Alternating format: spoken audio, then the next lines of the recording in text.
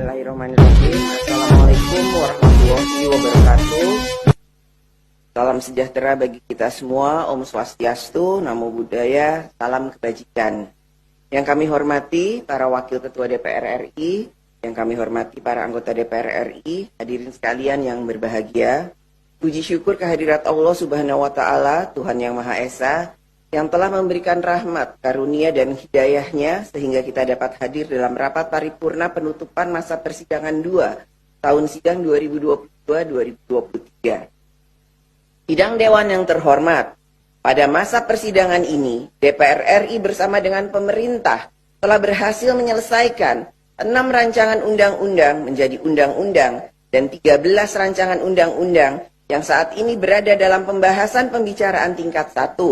DPR RI juga telah menetapkan program legislasi nasional Undang-Undang Perubahan keempat tahun 2020-2024 sebanyak 259 RUU dan program legislasi nasional prioritas tahun 2023 sebanyak 39 RUU dengan rincian sebagai berikut. 25 RUU diusulkan oleh DPR RI, 11 RUU diusulkan oleh pemerintah, dan 3 RUU diusulkan oleh DPD. Sidang Dewan yang terhormat, dalam pelaksanaan fungsi pengawasan, selain pengawasan reguler yang menjadi urusan setiap alat kelengkapan Dewan, DPR RI telah memberikan perhatian pada berbagai persoalan yang muncul di tengah-tengah masyarakat. Antara lain, 1. Kejadian luar biasa, KLB polio dan percepatan vaksinasi polio.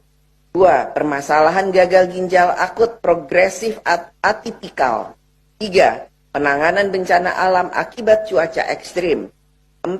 Permasalahan guru pegawai pemerintah dengan perjanjian kerja atau P3K. 5. Blank spot siaran televisi analog serta pengadaan dan pendistribusian set-top box yang belum tepat sasaran. 6. Penanganan atau penertiban overdimension overload atau kelebihan dimensi beban. Dan 7. Persiapan menghadapi Natal dan Tahun Baru dan tingginya harga bahan makanan pokok menjelang akhir tahun 2022 ini. Soal aparatur sipil negara atau ASN dengan status kontrak dan honorar menjadi sorotan. Ini setelah DPR mengesahkan 39 RUU masuk ke dalam program legislasi nasional atau Prolegnas 2023. Pembahasan Prolegnas ini bisa berlangsung intensif selama setahun, tergantung prioritas RUU mana yang dipilih DPR. Apakah RUU ASN nomor 5 tahun 2014 bisa masuk ke dalam RUU yang akan dibahas kilat tersebut? Pembahasan revisi UU ASN ini akan ditunggu oleh ratusan ribu tenaga honorer, kontrak, pegawai tidak tetap karena terkait betul dengan penghidupan mereka.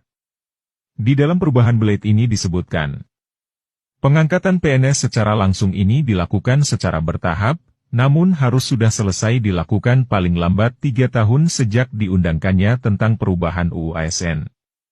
Dalam pasal baru yang disisipkan oleh DPR direvisi, lebih dipertajam lagi bahwa pengangkatan tenaga honorer, pegawai tidak tetap, pegawai tetap non-PNS, dan tenaga kontrak menjadi PNS sebagaimana dimaksud dalam pasal 131A ayat 1, dimulai 6 bulan, dan paling lama 3 tahun setelah undang-undang ini diundangkan. Pada saat undang-undang ini mulai berlaku, pemerintah tidak diperbolehkan melakukan pengadaan tenaga honorer, pegawai tidak tetap, pegawai tetap non-PNS, dan tenaga kontrak. Bahan pertimbangan pemerintah terhadap pengangkatan ASN ini, seperti tertera di bagian penjelasan berikut. Sistem kepegawaian yang tepat untuk diberlakukan pada instansi pemerintah adalah sistem kepegawaian tunggal, yaitu mereka yang melakukan pekerjaan yang sifatnya sama haruslah memiliki status dan sistem kepegawaian yang sama. Pemerintah menilai, perbedaan status dan sistem kepegawaian hanya akan mengakibatkan kecemburuan dan perbedaan perlakuan pada para pegawai yang sama-sama bekerja pada instansi pemerintah. Perlu dilakukan tindakan afirmatif untuk melindungi hak mereka yang sudah bekerja pada instansi pemerintah dalam hal ini tenaga honorer, pegawai tidak tetap, pegawai tetap non-PNS, dan tenaga kontrak, dengan melakukan pengangkatan sebagai PNS secara langsung.